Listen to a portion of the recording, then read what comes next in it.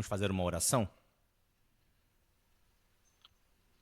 Senhor Deus, bendito e eterno, nós te louvamos.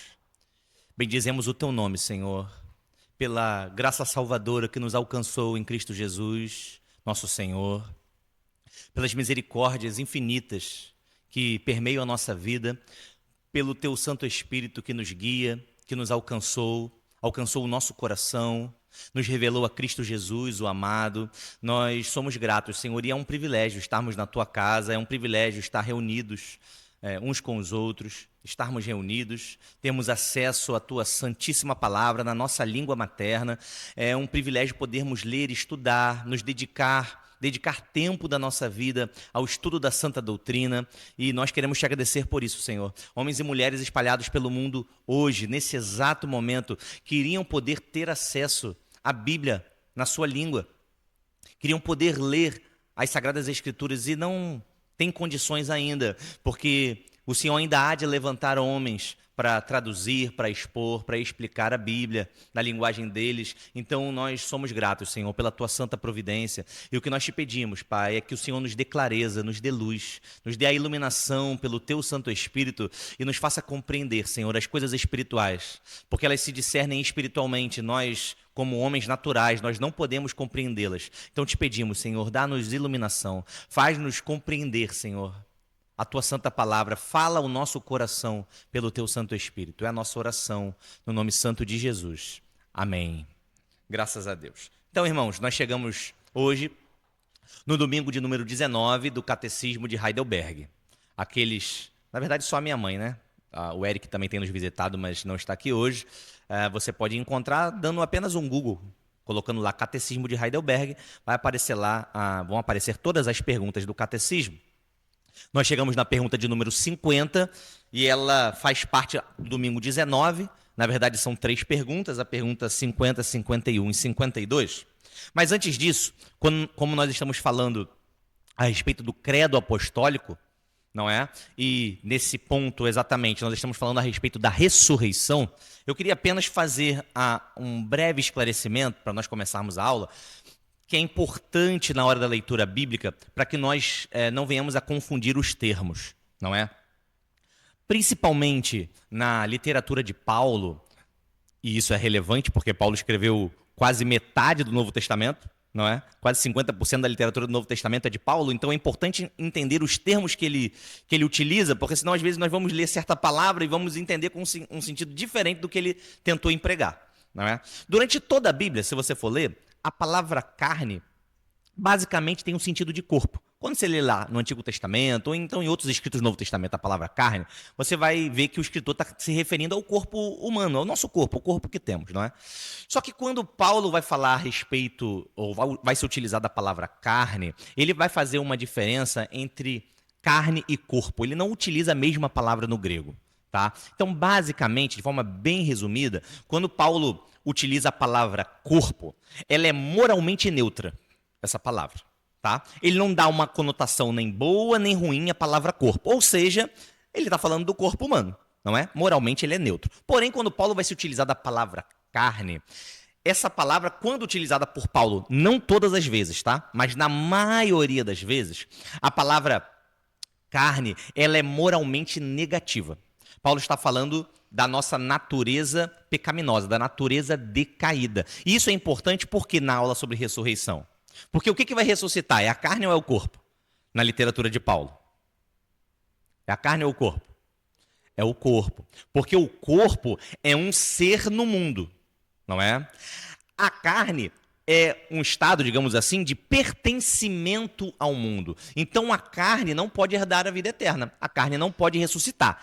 A carne nos termos que Paulo se utiliza, tá? Da maneira que Paulo emprega o termo. Então, a promessa que há de ressurreição, e nós estamos falando da ressurreição de Cristo, não é? O que ressuscita ali é o corpo. Obviamente, Cristo não tinha carne nesse sentido, de natureza pecaminosa, porque ele não pecou. Mas quando nós vamos falar da ressurreição e vamos empregá-la, a esperança que há na ressurreição, a esperança da redenção, ela é uma esperança na redenção do corpo, nunca na redenção da carne, nos termos de Paulo. Por quê? A carne é um pertencimento ao mundo, a carne é a nossa natureza decaída, natureza afetada pelo pecado, contaminada pelo pecado, e obviamente essa natureza não pode herdar o reino dos céus. Amém? Então, eu poderia utilizar alguns textos, nós não temos tempo, até porque, pelo que eu conheço vocês, na pergunta de número 52, ela vai render um pouquinho, não por ser difícil ou fácil, mas porque ela é curiosa, né? Desperta curiosidade, normalmente, porque fala do julgamento final, da morte e tudo mais. Então, vou separar um pouquinho de tempo a mais para essa última pergunta. Mas eu poderia, por exemplo, mostrar a vocês alguns textos, principalmente nas duas epístolas que Paulo escreveu aos Coríntios, tanto a primeira quanto a segunda, e você vai ver que lá o termo carne se confunde. Às vezes parece que ele está falando do corpo, ou às vezes parece que ele está falando da natureza pecaminosa. Então é bom sempre olhar o contexto e ver o que Paulo está querendo dizer, tá? Como eu disse, metade do Novo Testamento vai se utilizar desses termos porque foi escrito por Paulo. Muito bem. Pergunta de número 50 do Catecismo de Heidelberg. Por que se acrescenta, abre aspas, e está assentado à direita de Deus? Nós vimos a ascensão de Cristo e agora a pergunta é, por que se acrescenta no nosso credo que ele está assentado à direita de Deus? Resposta, porque Cristo subiu ao céu para manifestar-se lá mesmo como o cabeça da sua igreja e para governar tudo em nome do seu Pai. Algum irmão pode ler Romanos 8:34? Um outro irmão, Lucas 22:69.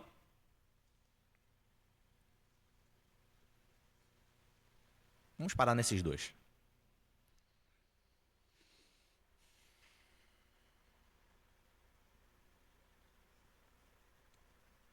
Se achar, pode ler. 8:34.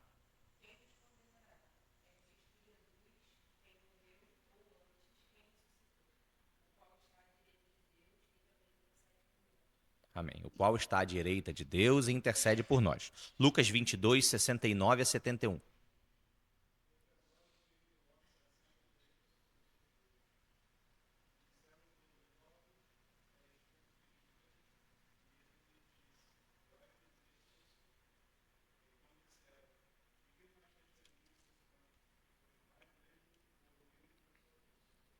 Amém. Então veja, esses termos, como eu já disse numa das aulas passadas, o Salmo 110, ele é repetido mais de 20 vezes no Novo Testamento. É esse salmo que faz referência ao Messias estar assentado à direita de Deus. São todos termos sinônimos, tá? Eles querem dizer a mesma coisa. Não está acrescentando nenhum sentido quando ele, por exemplo, diz assentado à direita da majestade, sentado à direita do poder, sentado à destra de Deus, sentado à mão direita do Pai. São todos termos sinônimos, não temos por que tentar acrescentar algum sentido nesses termos, significam todos a mesma coisa. E essa expressão, estar assentado à direita de Deus, normalmente nós dizemos que ela significa o quê? Estar assentado à destra de Deus. Qual o sentido? Isso, é um sentido que todos nós compreendemos, é um sentido de autoridade, que Jesus recebeu uma autoridade devido à sua obra redentora que realizou, é o termo que Hebreus usa, mas também tem um sentido muito relevante para nós, porque essa expressão é uma referência à inauguração do reino messiânico. Então, Cristo está sendo entronizado.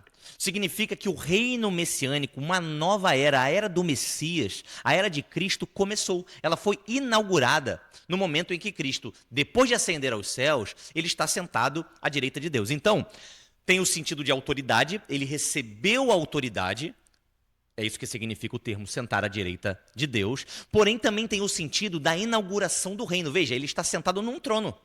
Ele está governando. E não é interessante, você leu aí em Lucas 22:69, esse diálogo de Jesus com aqueles homens que estavam julgando ele.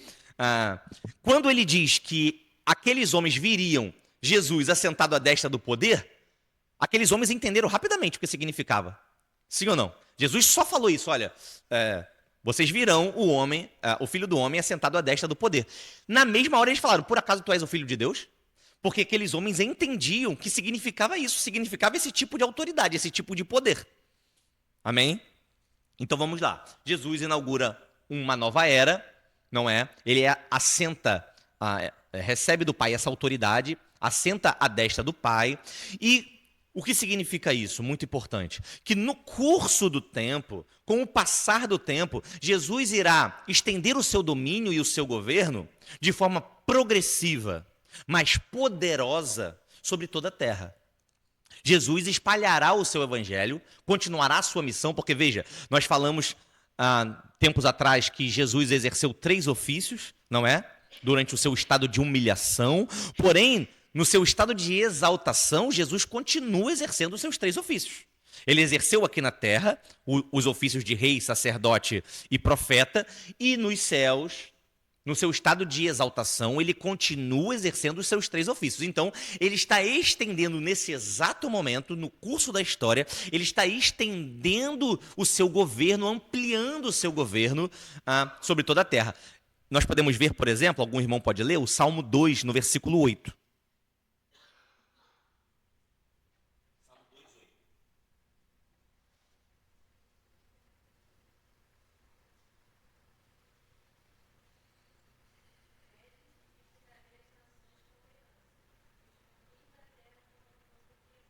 Amém. Então esse aí é um salmo messiânico, o Salmo 2, é um diálogo do pai com o Messias, e olha o que o pai fala para o Messias: pede-me e eu te darei. Pede-me os gentios, pede-me os confins da terra, pede-me tudo. Pede-me os reinos e eu te darei. Então a promessa de Cristo entronizado é essa, que o pai sujeitará todas as coisas ao filho.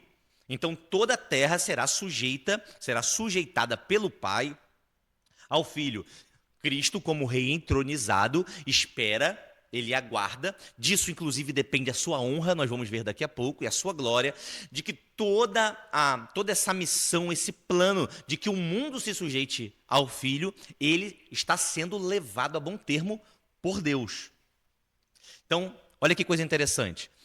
Alguns dos irmãos podem me dizer, vocês lembram, quais são os estados de exaltação de Cristo? Nós já vimos a humilhação, não é? Então agora vamos falar entramos na parte do credo no estado de exaltação. Quais são os estados de exaltação de Cristo? Não tem problema errar não, pode ir chutando aí, a gente vai falando. Como? Vamos lá. Qual foi o último estado de humilhação de Cristo? O último estado de humilhação? Boa, sepultamento. Então ele morreu, mas o sepultamento, porque lembre-se, Deus tem um projeto para o corpo, não é? Então no seu sepultamento, aquele foi o último estágio de humilhação de Cristo. Agora vamos passar ali, se esse foi o último, não é? Vamos passar agora para o estágio de exaltação, para o estado de exaltação de Cristo. Qual foi o primeiro estado de exaltação?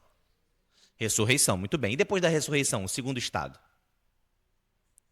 Ascensão, muito bem. E agora nós chegamos no terceiro estado, não é? Que é Cristo ser colocado à destra do Pai. Tem mais quantos estados de exaltação depois desse? Tem mais algum? Vocês lembram? Tem mais um quarto estado. Oi? Muito bem, muito bem. A volta gloriosa de Cristo é o quarto estado de exaltação, não é? Então aqui nós chegamos no terceiro estado de exaltação, que é Cristo estando assentado à destra de Deus. Então, olha que coisa interessante. No primeiro estado de exaltação, que é a ressurreição, é Deus mostrando que Jesus estava o quê? Vivo. Que Jesus vivia. Quando Jesus ascende aos céus, esse é o segundo estado de exaltação de Cristo, Deus está mostrando que Cristo não somente vive, mas ele também está sendo coroado de glória, ele está sendo exaltado. Mas no terceiro estado de exaltação se acrescenta uma coisa muito importante para nós, que nós vamos falar hoje. Cristo não somente está vivo como na ressurreição, Cristo não somente está exaltado como na ascensão, mas Cristo está atuante hoje, quando está à destra do Pai. Ele não somente está vivo, ele está atuante, ele está atuando. Então Cristo não descansará enquanto toda a terra não estiver sujeita a ele, porque essa é a promessa do Pai para o Filho. Então há uma atuação de Cristo sobre a terra. Você vai lembrar naquele episódio de Mateus 12, que Jesus, Mateus 12 começa com Jesus e seus discípulos colhendo espigas no dia de sábado, aí há aquela controvérsia, depois Jesus faz uma cura de um homem com a mão mirrada, num sábado, e há todo aquele problema, até que enfim, Jesus cura um cego e mudo. Ele era cego e mudo, imagina, sem os sentidos principais. Não era cego e surdo, não.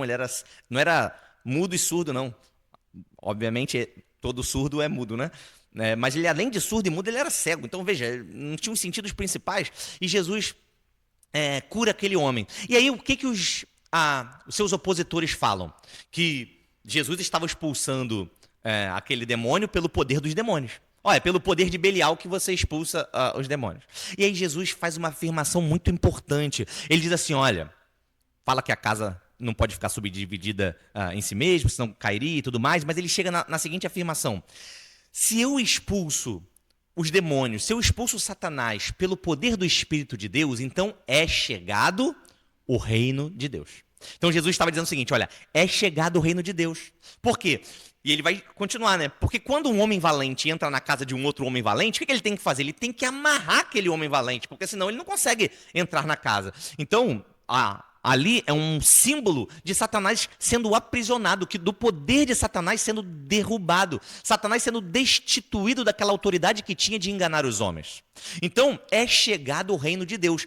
O reino de Cristo é chegado. Porém, é importante nós vermos que essa entronização de Cristo acontece, não é? O ápice do poder da entronização acontece quando Cristo, depois de ascender aos céus, ele assenta à destra do Pai. Então é o símbolo máximo não só de autoridade, de primazia, né? Como nós falamos, mas também é o símbolo de atuação. Ele está no trono não inerte, ele não está no trono esperando alguma coisa acontecer, ele está atuando porque ele recebeu essa autoridade, recebeu esse poder, ele está atuando e esperando que tudo seja sujeito a ele. Vamos seguir então, porque a resposta número 50 ela é interessante, ela diz assim, ó, porque Cristo subiu ao céu para manifestar-se lá mesmo como cabeça de sua igreja e para governar tudo em nome do Pai. Então ele fala do governo, mas fala também que Cristo subiu para ser o cabeça da igreja. Vamos ler então Efésios, no capítulo 1, versículos 20 a 23? É interessante a compreensão desse texto.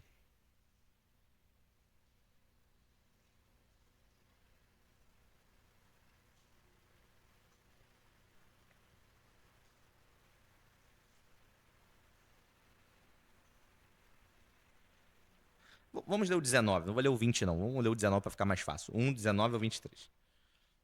Todos acharam? Vamos ler juntos. Diz assim, ó.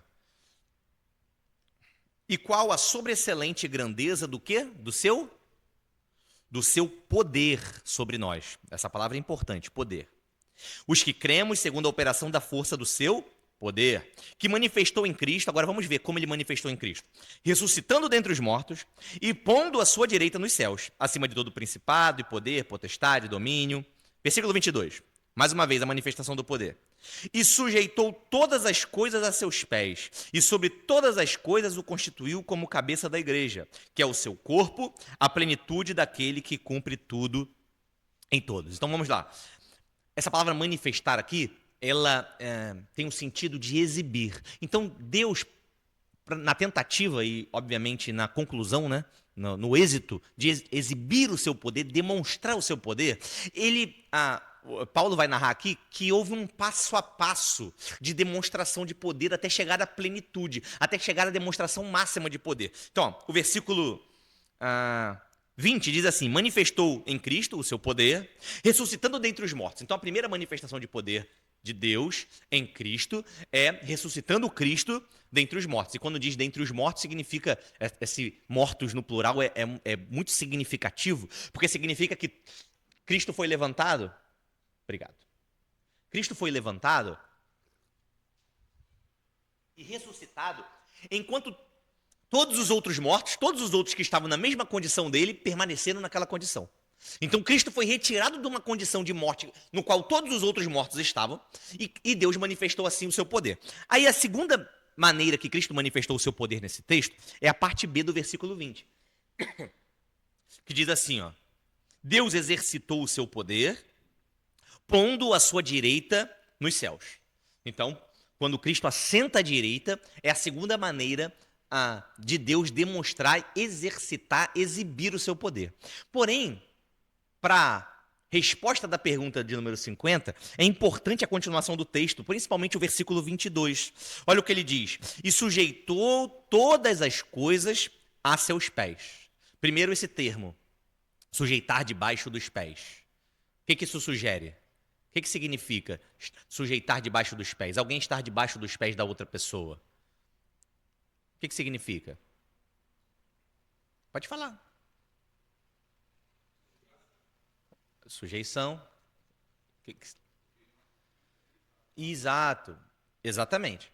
Era o ato, né? Inclusive é a referência que ele está fazendo, que no meio de um duelo, o vencido, não é? O vencido naquela batalha, naquele duelo, estava naquela figura clássica, né? Que nós vemos até em filmes, que o vencedor põe o pé assim sobre o derrotado, e o derrotado está ali dominado, ele não tem nenhum tipo de poder, ele não tem como fugir do domínio daquele que o venceu, ele está dominado.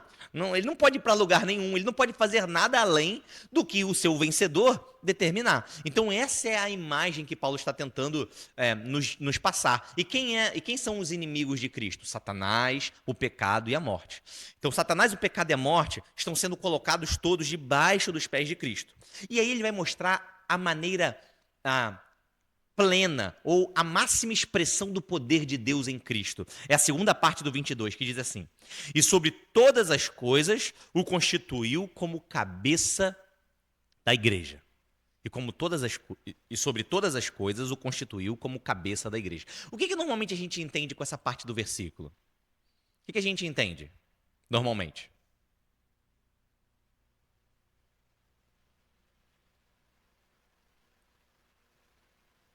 Podem responder. Me pediram para fazer todo mundo participar, então eu estou fazendo bastante pergunta. O que a gente entende? O básico, o normal dessa parte aqui, ó. Vou ler, ó. E sobre todas as coisas o constituiu como cabeça da igreja. Não parece que está falando que Cristo... parece que a informação é só essa, quando nós lemos. Que Cristo é o cabeça da igreja. Não parece que é isso? Ó, e sobre todas as coisas o constituiu como cabeça da igreja. Para um leitor desatento, quando a gente lê de forma muito corrida, é isso que parece que a gente está falando. Olha, Cristo é o cabeça da igreja, foi assim que Deus o colocou e tudo mais. Mas perceba que há duas afirmações em uma. Olha o que ele diz. E sobre todas as coisas o constituiu como cabeça da igreja. E sobre todas as coisas, ele não é o cabeça só da igreja. Ele não tem a primazia. Ser cabeça é ter primazia, governo, ter autoridade, é poder dar a direção, não é? É ser o chefe. Então ele não é o chefe, ele não é o governante só da igreja. Olha o que o texto diz: sobre todas as coisas o constituiu como cabeça da igreja. Então o que Paulo está dizendo? Ó, o Pai deu Cristo à igreja. Em que condição o Pai deu Cristo à igreja? Como cabeça sobre todas as coisas. Então, Cristo é o cabeça da igreja? Cristo é o cabeça da igreja. Mas o texto está dizendo o seguinte, que o Pai deu o Filho como cabeça da igreja na condição de cabeça sobre todas as coisas. Então, olha que interessante.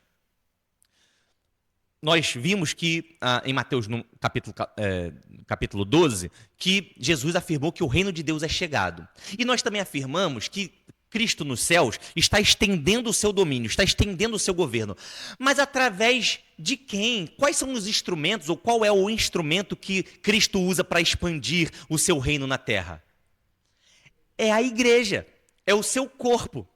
Então, o ministério de Cristo está sendo realizado através de Cristo e o seu poder, o seu Espírito no trono, mas através da sua igreja.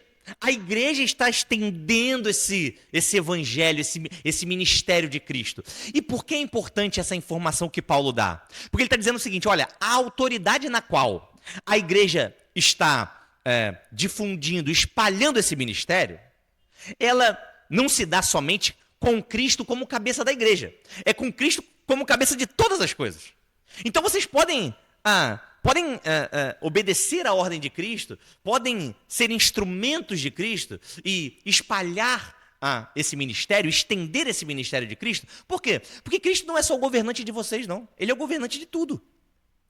Essa é a intenção do que Paulo diz. Então, a melhor leitura do texto, desse texto seria assim, ó, e ele o deu à igreja como cabeça de todas as coisas. Fica mais fácil de entender assim. E ele o deu à igreja na condição de cabeça de todas as coisas. Muito bem, então ele sujeitou todas as coisas a Cristo e ele concedeu a Cristo nessa condição. Tudo bem até aqui?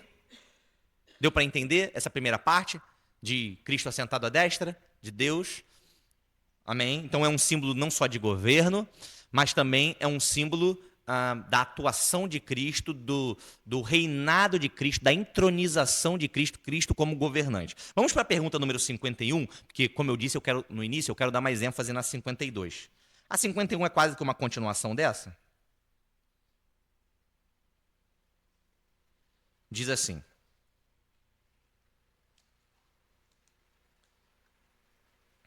que importância tem para nós essa glória de Cristo como cabeça? Primeiro, por seu Espírito Santo, ele derrama sobre nós, seus membros, os dons celestiais.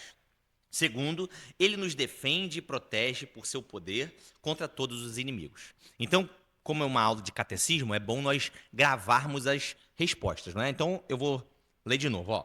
A importância a importância para nós dessa glória de Cristo como cabeça é, primeiro, por seu Espírito, ele derrama sobre nós, seus membros, os dons celestiais.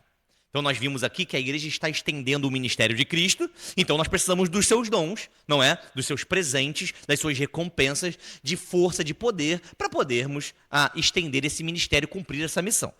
E, segundo, ele nos defende e protege por seu poder contra todos os seus inimigos. Nós vimos aqui que os inimigos estão debaixo dos pés de Cristo, ele tem autoridade sobre esses inimigos, então nós podemos ficar tranquilos que Cristo nos protege. Vamos ler Efésios no capítulo 4, e nós vamos ver um bom texto a respeito dessa resposta.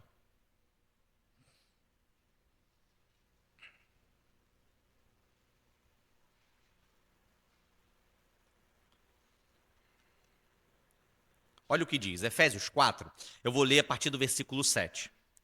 Olha só. Mas a graça foi dada a cada um de nós segundo a medida do dom de Cristo. Então nós vimos, não é, que a importância de Cristo ser o cabeça da igreja e ser glorificado é porque ele nos concede dons. Então, olha o que Paulo está dizendo. A graça foi dada a cada um de nós segundo a medida do dom de Cristo. Versículo 8. Por isso diz, subindo ao alto, levou cativo o cativeiro e deu dons aos homens. Está vendo o versículo 8 aqui? Como ele diz exatamente a resposta da pergunta 51 do Catecismo de Heidelberg. Vou repetir o versículo 8. Por isso diz, subindo ao alto, levou cativo o cativeiro e deu dons aos homens. Esse versículo de número 8 de Efésios 4, ele é uma referência ao Salmo 68. Paulo está falando quase que na íntegra, repetindo quase que na íntegra, o Salmo 68 no versículo de número 18. É interessante porque a referência que Paulo está fazendo. No Salmo 68, que inclusive dos 150 salmos, tá, é tido como o de mais difícil interpretação, tá? Isso é quase que unânime, que o Salmo 68 é o mais difícil de entender o que o escritor queria dizer no seu sentido original. Mas nós podemos ver aqui um tipo de interpretação que Paulo dá no Novo Testamento para o Salmo 68. E qual é o contexto?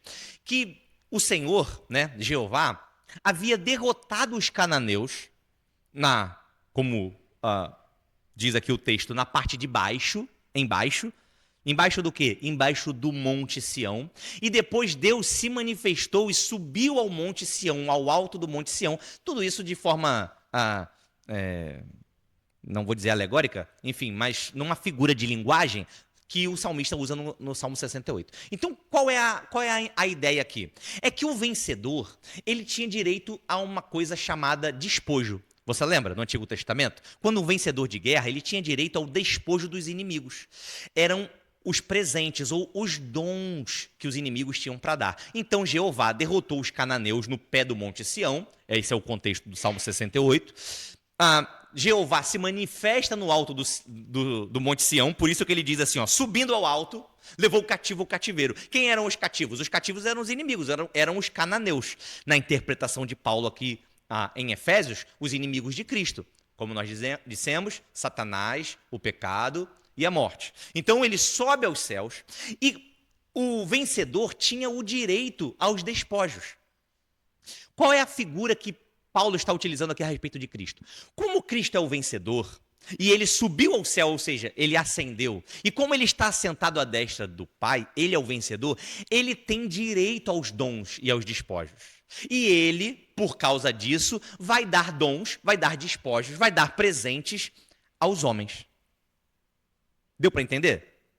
Ou ficou confuso mostrando o Salmo e Efésios? Deu para entender mais ou menos, 100%? Deu? Então assim, Cristo, a semelhança de Jeová no Antigo Testamento, no Salmo 68, levou cativo os seus inimigos. Jeová, no Salmo 68, ele leva cativo os cananeus. Ele sobe aos céus. No Salmo 68 é o Monte Sião. Em Efésios 4 é o céu de glória. Então, por causa disso, assim como Jeová tinha direito aos despojos no Salmo 68, Cristo tem direito aos despojos em Efésios 4. E o que Cristo faz com esses dons? Ele distribui aos homens, como nós lemos aqui. Subindo ao alto, levou o cativo ao cativeiro e deu dons aos homens. Há uma pequena adaptação aqui, tá? Porque pode ser que você vá ler o Salmo 68 e vai falar assim, olha, mas no Salmo 68 parece que quem dá os despojos são os cananeus. Os dons são os cananeus, e é verdade. Porque era o derrotado quem dava os presentes, não é? Paulo faz uma pequena adaptação aqui para dizer que o vencedor que tinha direito a esses presentes, a esses dons, ele concede aos homens. Muito bem. Vamos passar para a pergunta de número 52, porque eu acho que a gente vai gastar mais tempo nela. Eu tinha mais coisa para falar, mas eu acho que a pergunta 52 vocês vão querer fazer perguntas a mim. Alguma dúvida até aqui? Ou podemos continuar? Algum comentário? Pode falar. Aham.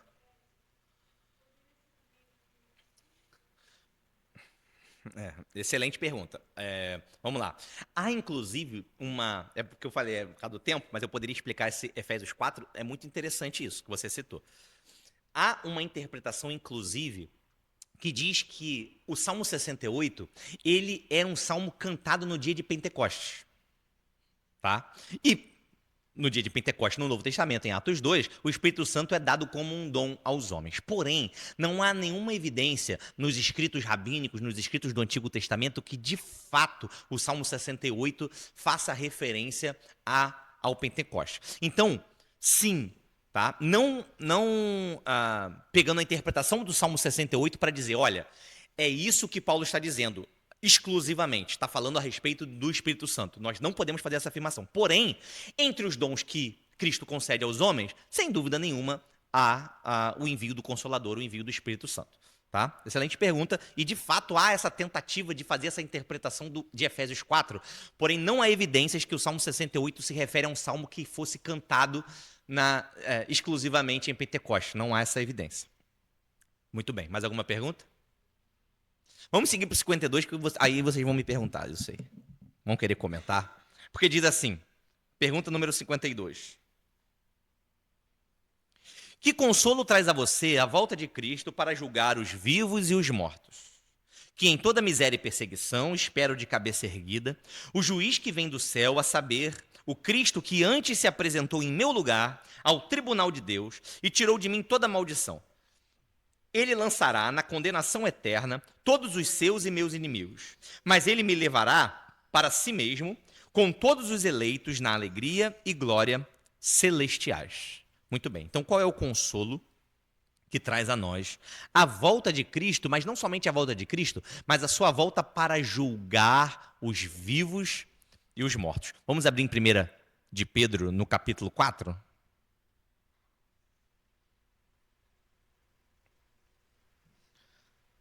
Nós lemos esse texto quando nós demos a aula a respeito de desceu ao Hades, né? O termo desceu ao Hades no credo não significar que Cristo foi ao inferno. Nós lemos esse texto, mas nós vamos ler de novo. Agora na tentativa de entendermos esse julgamento sobre os vivos e os mortos. Eu quero que algum irmão leia do 1 ao 4. Bem alto para todos ouvirem. E eu quero que os outros prestem atenção a respeito do que se trata o texto, só de 1 a 4.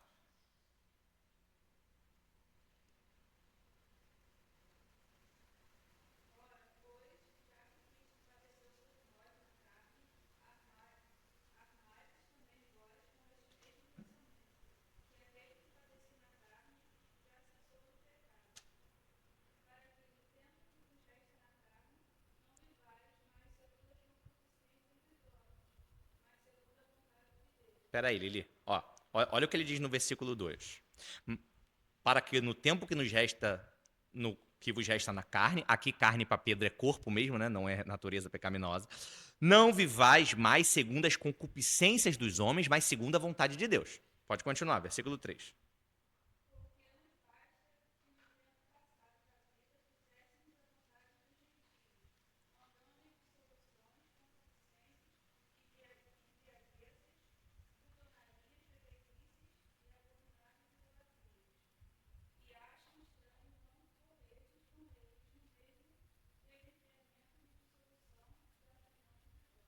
Muito bem.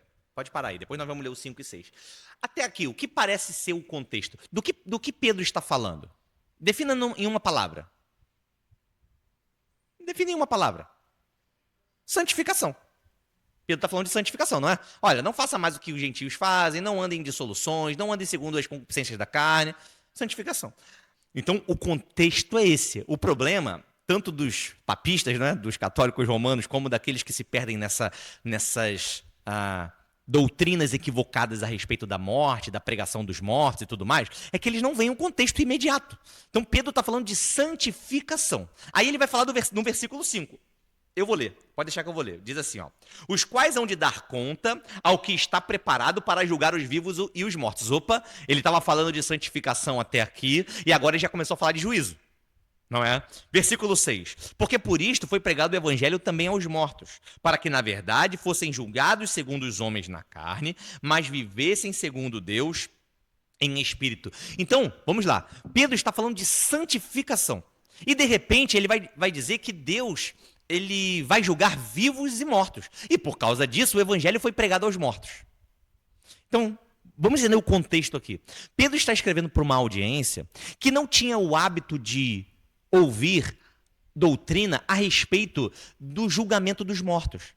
Para eles, quando aqueles homens morressem, não é? Os que estavam ali, não haveria diferença entre os que tinham acabado de morrer e os que tinham morrido no passado. O que eles estão querendo dizer é o seguinte: olha só, Pedro, você está restringindo o meu comportamento, está falando de santificação, está falando que eu não posso andar dessa maneira ou daquela maneira, você quer restringir o meu modo de viver nesse mundo, mas quando eu morrer, o meu fim vai ser exatamente o mesmo dos outros que já morreram. Percebe? Esse era o modo de pensar daquela audiência. E o que Pedro vai dizer? Olha, vocês devem andar dessa maneira, segundo o evangelho que eu estou pregando, porque Deus vai julgar vocês que estão vivos e aqueles que já morreram. Eles não vão passar impunes. E aí, um crítico de Pedro poderia dizer o seguinte: mas não é injusto, Pedro? Porque eles vão ser julgados e você está anunciando o evangelho para nós? E Pedro vai dizer o seguinte: olha, por essa causa, o evangelho foi também pregado aos mortos. O que isso significa? Pedro não está falando daqueles que estavam mortos naquele momento, mas daqueles que já morreram no passado. Pedro está falando assim: olha, aqueles que estão mortos hoje receberam a pregação do evangelho, obviamente, quando estavam vivos. Conseguiram entender? Então Pedro está dizendo o seguinte: olha, santifique-se. E aí, alguém poderia criticar: mas Pedro, eu vou morrer mesmo igual todo mundo, não aconteceu nada com eles, não vai acontecer nada comigo. E Pedro fala: não, vocês vão ser julgados, vocês que estão vivos, os que estão mortos vão ser julgados, e Deus pregou o seu evangelho foi anunciado àqueles que já morreram, quando estavam vivos, não durante a morte. Percebe até aqui como é que o texto é distorcido? E não é nem difícil de ser entendido, é só você ler o contexto inteiro. Então, muito bem, esse é o raciocínio imediato do texto. Vamos então entender a continuação da resposta, não é? Que ele diz assim, ó: que consolo traz para você a volta de Cristo para julgar os vivos e os mortos. Então nós já vimos aqui a afirmação de que Cristo vai julgar os vivos e os mortos, não é? Muito bem, então nós chegamos aqui num tema que eu vou tentar deixar vocês perguntarem ou falarem se tiverem dúvidas e tudo mais. Nós chegamos aqui no tema do juízo final, não é? Deus julgará os vivos e os mortos. Deus na pessoa de Cristo, né? Nós podemos ver isso em João 5, que Cristo vai julgar todas as coisas e todos os homens, não é? E nós chegamos aqui no juízo final, e eu tentei separar aqui alguma coisa para nós vermos, porque no restante do catecismo de Heidelberg, nós não vamos encontrar esse tema. Nós não vamos mais encontrar. Nós vamos encontrar falando daqui a pouco a respeito da ressurreição da carne, mas nós não vamos encontrar a respeito do juízo final. Então, muito bem. Qual é a ordem apresentada, não é, pelas Escrituras, dentro daquilo que nós podemos afirmar, qual é a visão reformada clássica a respeito dos eventos da morte. Tá? Vamos lá. Primeiro evento, morte física. Amém? Morte física. Vamos ler? Algum irmão pode ler Hebreus 9, 27.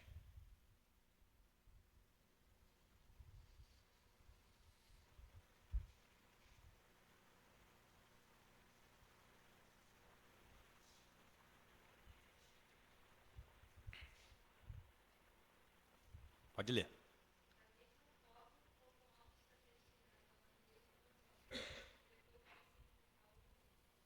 Amém. Então, aos homens está destinado, cumpre aos homens morrer uma única vez, vindo depois disto o juízo. Então, nós estamos aqui falando de uma escatologia individual, de um juízo particular. Amém? Então, todos nós, após a morte, iremos nos encontrar de forma imediata com Cristo. Imediatamente, após a morte. Há algumas doutrinas que dizem, por exemplo, que nós vamos estar num estado de inconsciência ou de consciência parcial, falam do sono da morte, nós já tratamos aqui, não vou entrar nesse tema, mas o que nós cremos é numa consciência plena após a morte, não é? Uma consciência plena do ser, e após a morte física nós iremos nos encontrar imediatamente com Cristo. Nós temos alguns exemplos nas Escrituras, não é? O clássico exemplo de Jesus com o ladrão na cruz, quando ele pede, lembra-te de mim quando entrares no teu reino, e Jesus diz o seguinte, olha, em verdade te digo que hoje estarás comigo no paraíso. Então Cristo faz uma promessa de que naquele mesmo dia, hoje, estarás comigo no paraíso. Aí os adventistas dizem que o texto é assim, em verdade te digo hoje, vírgula, que estarás comigo no paraíso. Pergunta, quantas vezes Jesus usou esse termo, em verdade vos digo? Um monte, né? Quantas vezes ele falou assim, em verdade vos digo hoje? Nenhuma. Aí só ali ele resolveu usar o hoje, não é? Segundo, ele está falando com uma criança? Em verdade te digo hoje? É óbvio que ele sabe que você está... Vocês sabem que eu estou falando com vocês hoje, ou não? Tem alguém aqui perdido? Então é meio óbvio que o ladrão na cruz entendeu que Jesus estava falando com ele hoje. Então essa tentativa de mudar o texto, ela, enfim... simplista e fácil de ser respondida. Então, Jesus está prometendo que naquele mesmo momento, ou seja, após a morte do ladrão, haveria uma escatologia individual, um juízo particular que aquele ladrão iria enfrentar. O próprio Cristo, ao morrer, o que ele diz? Pai, em tuas mãos entrego o meu espírito. Em tuas mãos eu entrego o meu espírito. Então, naquele mesmo momento, e esse também é um argumento para mostrar que Cristo não foi ao inferno, porque Jesus acabou de dizer, em tuas mãos entrego o meu espírito ao Pai. Ele não foi para o inferno depois da sua morte, obviamente, estava tudo consumado. Muito bem, agora nós entramos ou melhor, nós não, porque nós estamos vivos, aqueles que morreram, sofreram morte física, eles entram num estado que alguns teólogos chamam de estado intermediário, não é? Esse termo pode soar mal para alguns, e há alguns teólogos clássicos que rejeitam o termo por diversas razões, mas ele é um bom termo se bem compreendido, tá? Então, os homens entram num estado intermediário, mesmo tendo sofrido um juízo particular. O que significa esse estado intermediário? Não significa que é uma alegria parcial, não significa que ainda há dor nos céus para aqueles que se encontram com Cristo, não significa que existe algum tipo de falta ou de dor que aqueles homens estão sofrendo. Mas o estado é intermediário porque está faltando uma coisa. Qual seria essa coisa? O corpo. Está faltando a ressurreição do corpo. Então, o que nós dizemos? Que nós sofremos ou sofreremos um juízo particular imediatamente após a morte, e nós estaremos nesse estado intermediário com Cristo, com nossa consciência plena. Não é uma semiconsciência, uma consciência parcial, nem um sono, é uma consciência plena do ser, que obviamente nós não conseguimos detalhar, porque a Bíblia não dá detalhes de como se dá isso. Mas assim, o que nós temos de informação nós estaremos aguardando a ressurreição do corpo. Para aqueles que são contra essa doutrina, eu pergunto, olha, onde está o corpo daqueles que já morreram, dos santos que já morreram? Está no céu? Não. Se você for no cemitério ali, está cheio de corpo. Não é? Não só dos santos, porque nós vamos ver isso, mas também dos incrédulos, porque os incrédulos ressuscitarão também, esses para a condenação. Então, assim, o corpo está lá, obviamente, e ao mesmo tempo a Bíblia diz que o ladrão na cruz estaria com Cristo no paraíso naquele mesmo dia. Então é isso que nós chamamos de estado intermediário. É um estado de bem-aventurança plena, mas é intermediário porque falta uma coisa, uma promessa, que é a ressurreição do corpo. Alguma pergunta até aqui? Eu vou continuar, pode falar.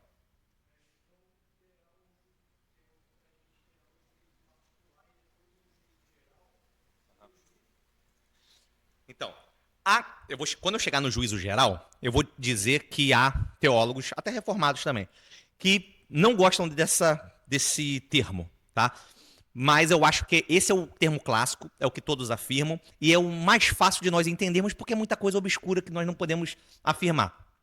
Mas o que a Bíblia diz? Que nós encontraremos com Cristo imediatamente. Então nós podemos ver que há um juízo, em que sentido? Ora, vou dar um exemplo. O próprio Jesus contando a história do Lázaro, de Lázaro e do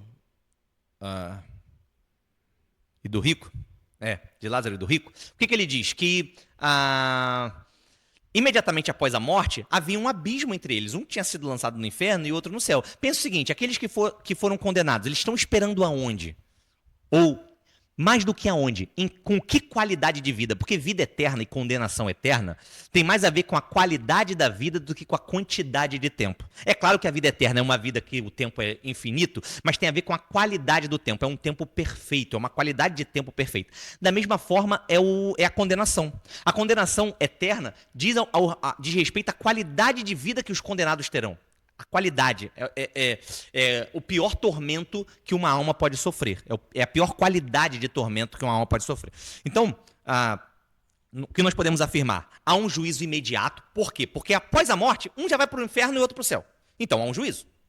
Há uma escatologia particular. Não é?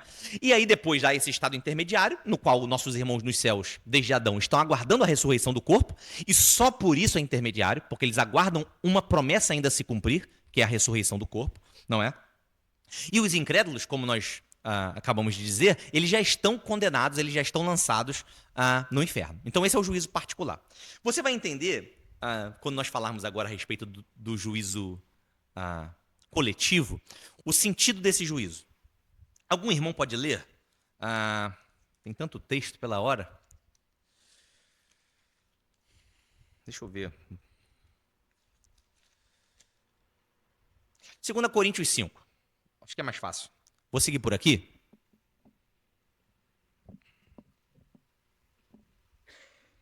Segunda Coríntios 5:10.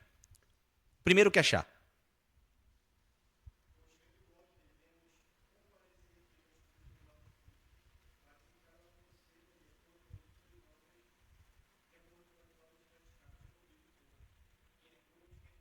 Amém.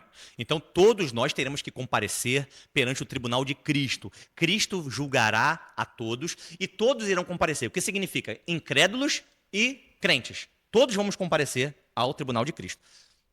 Para fazer sentido, algum irmão leia o texto clássico, de 1 Tessalonicenses, capítulo 4, 13 a 17.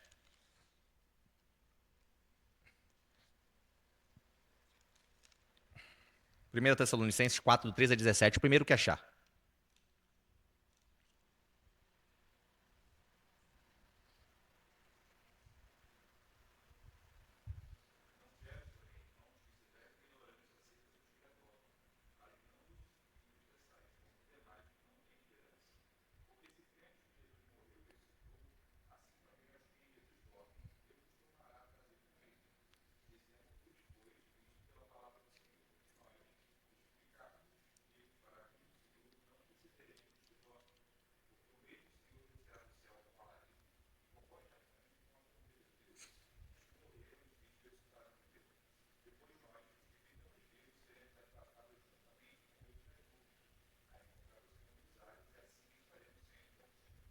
Amém. Então veja que esse texto, ou esses dois textos que nós lemos, eles são de fato a resposta da pergunta 52.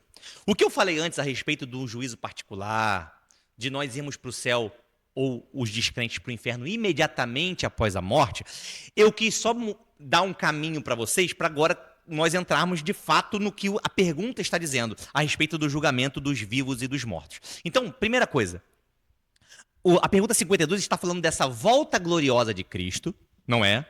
a volta gloriosa de Cristo, e do julgamento do tribunal de Cristo, do julgamento de todos que estiverem vivos ou mortos. Então, vamos lá. Morte física, uns se encontram com Cristo, outros são lançados no inferno, juízo particular. Todos esses, tanto os que estão no inferno quanto os que estão no céu, aguardam a ressurreição do corpo. Os incrédulos também ressuscitarão para a condenação. Ambos aguardam a ressurreição do corpo. E aí nós encontramos a segunda volta de Cristo, a volta gloriosa de Cristo e o tribunal de Cristo. E aí, como o Rafael leu, nós vamos ser julgados segundo tudo aquilo que fizemos por meio do corpo. Sejam boas obras ou sejam más obras. Agora você pode me dizer, mas Henrique, já não está no céu quem foi salvo? Não é? E já não está no inferno quem foi lançado no inferno? Para que esse tribunal acontece? Não é? E a primeira ideia que nós temos de um tribunal é desse tribunal aí que eu participo, né? Do tribunal humano. Como é que funciona lá? Lá você entra na audiência, não é? No processo, e você não sabe se você vai ganhar ou se vai perder. Você pode apresentar as suas provas, você pode tentar debater, se explicar. Você pode até tentar convencer o juiz de alguma coisa, não é assim que funciona? Mas a intenção do tribunal de Cristo, segundo as Escrituras, é outra. É simplesmente dar publicidade à justiça e à graça de Deus. Então, pensa comigo assim. Sabe aquela pessoa que morreu e eu viro para você e falo assim, fulano era crente, né? Fulano deve estar no céu. Fulano deve ter sido salvo. Aí você fala, olha, eu não tenho certeza se fulano foi pro céu, não. Não estou muito convencido, andou vacilando, a vida dele é meio mais ou menos. Sabe essa dúvida que nós temos? Às vezes, não é?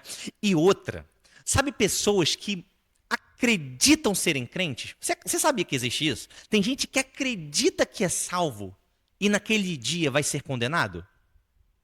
Jesus fala isso. Aqueles homens, né, sendo apartados de Deus, sendo condenados, o que eles diziam? Senhor, em teu nome expelimos demônios, falamos em outras línguas, fizemos muitos milagres. Eu pertenço ao Senhor, eu fiz isso aí, eu fiz muita coisa no teu nome. E aí o que Jesus falou? Apartai-vos de mim, vós que praticais a iniquidade. Eu nunca conheci vocês, eu nem sei quem vocês são. Então, o tribunal de Cristo é essa publicidade do julgamento de Cristo. Ele vai publicar, ele vai mostrar para o mundo inteiro a sua justiça e a sua ira santa em uns, e o seu amor e a sua misericórdia nos salvos. É para isso que é necessário que todos compareçamos ao tribunal de Cristo. Não é para tentar mudar o julgamento, não é para tentar convencer o juiz de nada, não é nada disso. É só para dar publicidade, para que todos conheçam as obras. E aí, quando nós falamos nisso, qual é a figura que vem na nossa cabeça? Crente pentecostal, então, dos anos 2000, dos anos 90. O que você pensa, assim, no dia do juízo? É o telão, né? Você tem aquela imagem do telão passando a sua vida toda para te envergonhar bastante de tudo que você fez. Não é? Só que, veja, ainda que seja talvez pedagógico para que alguns sejam mais obedientes, não é essa a intenção do tribunal de Cristo. Porque, veja, naqueles a quem Cristo vai condenar, é óbvio que ele vai demonstrar a sua ira e a sua justiça. Mas para nós é um dia glorioso. Porque nós vamos nos assentar com Cristo nas regiões celestiais. Como Cristo poderia ter a intenção de nos envergonhar se aquele é o dia mais glorioso para nós? É o dia da ressurreição do corpo. Olha o que Jesus disse: vinde benditos de meu Pai, para o reino que eu preparei desde antes da fundação do mundo. É de vocês vão reinar comigo. Então como é que Cristo poderia tentar nos envergonhar perante as outras pessoas por aquilo que nós fizemos? É claro que nós seremos retribuídos segundo as nossas obras. E sobre galardão, né? É a retribuição boa. Eu não vou falar hoje porque já nós vamos chegar em 2 João, no versículo 8, e trata justamente de galardão. Então eu vou deixar para tratar na mensagem que falar a respeito disso. Porém, essa é a sequência, para terminar aqui, essa é a sequência mais aceita entre os reformados, tá? Morte física, juízo particular, estado intermediário, volta de Cristo para a ressurreição do corpo e tribunal de Cristo. Amém? Deu para entender? Não? Pode fazer pergunta. Fala, Josane, você está me olhando? Tem perguntas? Nenhum comentário? Ninguém? Ficou claro assim?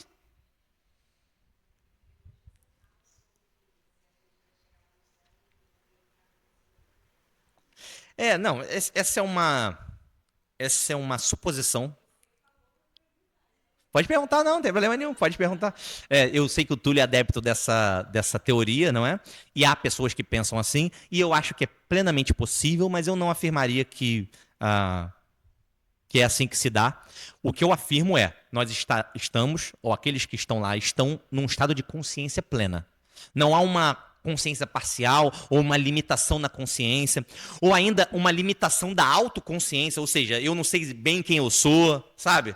Não existe isso. O que a Bíblia garante é que há um estado de consciência plena. Jesus simula um diálogo entre o rico e o Lázaro. Jesus simula ali. Pode falar.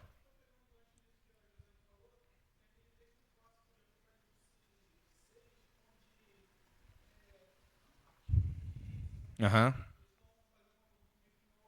Aham. Sim.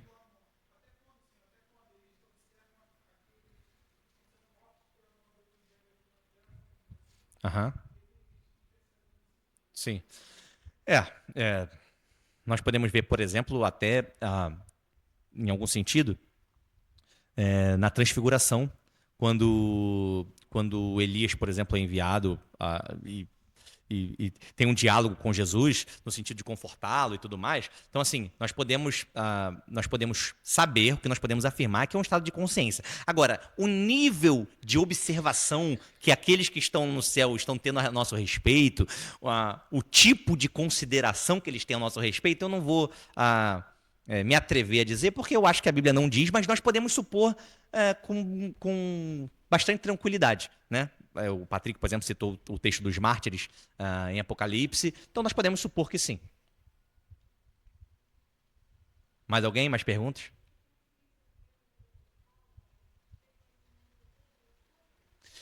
Não, conhecimento de todas as coisas pertencentes a si. Não de todas as coisas, não de uma onisciência, mas de consciência de todas as. Porque o que acontece? A outra visão diz o seguinte: por exemplo, entrando na pergunta do Rafael, há um pastor presbiteriano, excelente, inclusive, e eu esqueci o nome dele, mas qualquer coisa eu pesquiso aqui. Há um pastor presbiteriano que escreveu um comentário preterista do Apocalipse, um comentário excepcional, e ele diz o seguinte, olha, a respeito do juízo particular e do juízo final. O que ele diz, olha, e ele é presbiteriano, tá? Um reformado. Ele diz o seguinte, olha, o além, não é um estado, como eu disse, de qualidade de vida. Ele não diz respeito nem a quantidade de tempo. Ou seja, de fato, né, fora da criação, digamos assim, em algum sentido, não há tempo. Não há tempo. Então, as conjecturas que as pessoas fazem, né? O que ele diz é o seguinte: olha, imediatamente após a morte, a esse juízo particular, imediatamente aqueles que morreram são transportados para o juízo final, como se fosse um juízo só. Ele é um pastor presbiteriano. Ele não acredita nesse estado intermediário, no sentido de tempo, de que os que estão no céu estão esperando alguma coisa, como se o tempo passasse para eles do mesmo jeito que passa para a gente. É isso que ele não acredita. Ele acredita que o além é imediato. Ou seja, morreu, você é lançado para o futuro, o que para nós é futuro, mas para eles é um tempo só, e chega no juízo final. Então, assim, por exemplo, há quem pense assim. Na falta de criatividade da minha parte, eu vou seguir o que os reformados, de forma geral, os clássicos dizem. Se você for estudar, por exemplo, Berkoff na teologia sistemática, ele fala isso. A maioria dos reformados, de forma geral, se eu não me engano, eu já vi o Augusto Nicodemos falando a respeito disso nesse mesmo sentido, mesmo que não use os termos, às vezes a pessoa não usa o termo estado intermediário, mas está dizendo a mesma coisa. Porque é intermediário só no sentido que falta uma coisinha só, que é a ressurreição do corpo. Amém? Então, assim, essa é a doutrina clássica, eu diria. Em algumas coisas, nós podemos ser dogmáticos. O que significa ser dogmático? Fechar com a doutrina. Por exemplo, nós não vamos dormir quando morremos, nós somos levados para Deus imediatamente. Isso aí, nós não abrimos mão. Nós não abrimos mão que todos vão ressuscitar, nós não abrimos mão. Não abrimos mão que todos vão comparecer ao tribunal de Cristo. Então tem coisas que nós não abrimos mão. Mas com relação ao tempo ou à consciência, como se dá essa consciência no céu, são coisas que nós vamos especulando, né? São interessantes, é legal de ouvir, de conversar, mas nós não podemos ser dogmáticos com isso. Pode falar. Aham.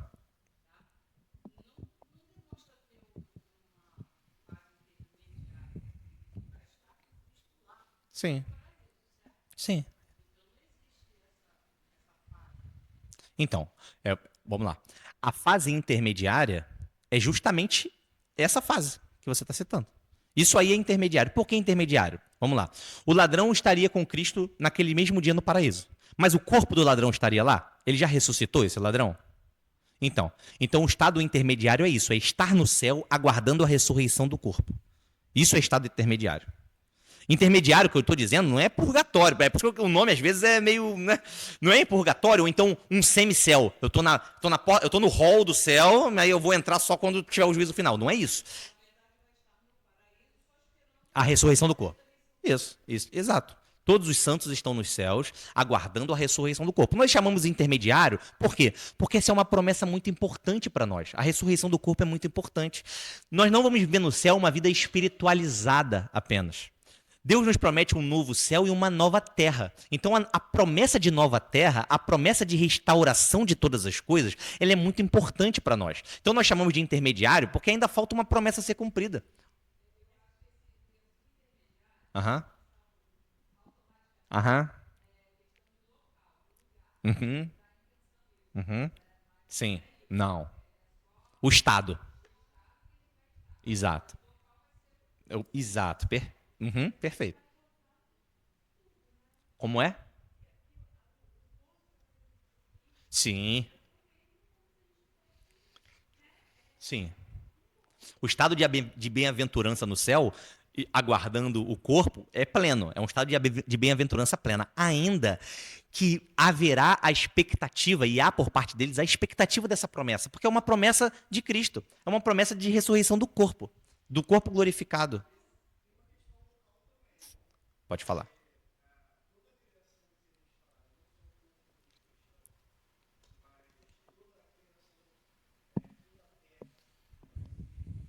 Aham, sim, sim. Uhum.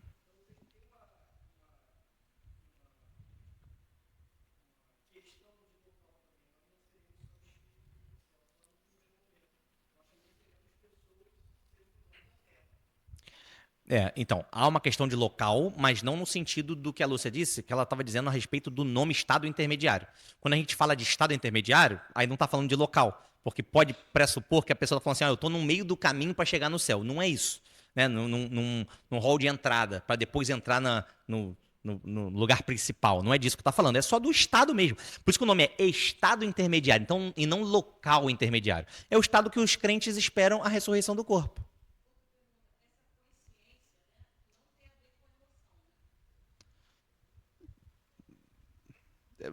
Defina emoção. Então, assim, com alegria é um sentimento? Então tem a ver com alegria. Tem a ver com todo tipo de reação que não seja pecaminosa. Então é uma alegria indizível, é uma satisfação plena. As nossas afeições serão glorificadas. Nós teremos afeições glorificadas. Oi? Tristeza não há, porque é pecaminoso. Não, não. Aham.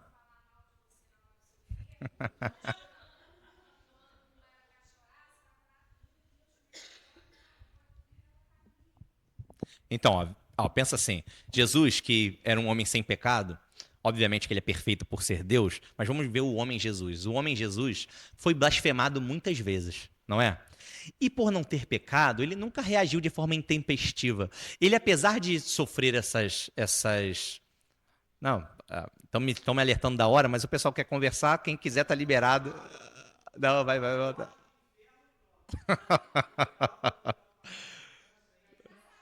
É por isso que eu deixei mais tempo para essa. É, então, assim, deixa eu ver se eu lembro de onde eu parei. Eu esqueci de onde então assim, então Jesus não reagiu de forma intempestiva. Por exemplo, na cruz ele falou, olha, Pai, perdoa porque eles não sabem o que fazem. Então você vê que esses que estão no céu, de forma glorificada com Cristo, eles não têm esse tipo de reação.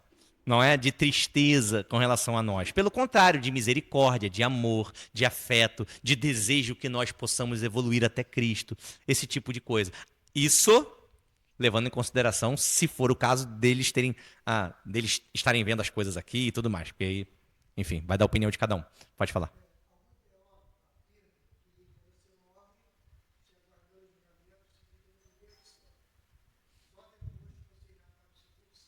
Aham, a teologia reformada rejeita essas diferenças, ah, enfim, são todos termos sinônimos de forma geral. Quando nós falamos, por exemplo, do seio de Abraão, céu, paraíso, são todos termos sinônimos para falar, por isso que nós estamos falando, não é de local, é da qualidade da vida que aquele homem está dizendo. O que Jesus disse? Que a vida eterna é esta, que te conheçam a ti como único Deus e ao teu Filho, Jesus Cristo, a quem enviaste. Então o que é a vida eterna? É conhecer a Deus como único Deus e ao Filho como que foi enviado. Então é esse estado de bem-aventurança que é o céu, não é propriamente um lugar. Não é? E eu não vou entrar nisso porque senão a gente vai demorar, mas com relação a essas diferenças de céus que a Bíblia trata, principalmente no Antigo Testamento, não é exatamente ou não tem muito a ver com relação a lugar onde os santos estão, tá? É outra coisa. Mas tinha outra pergunta? Você falou que eram duas? Para terminar, você falou que eram duas perguntas, não é só essa? Aham. Aham. Uhum. Aham.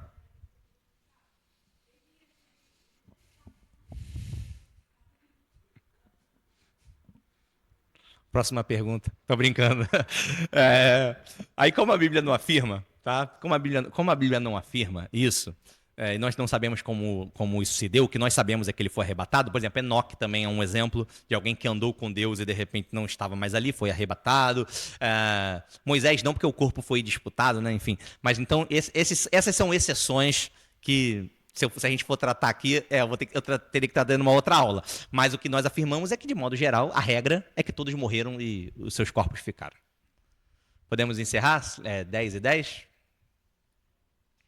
Mais alguém? Amém.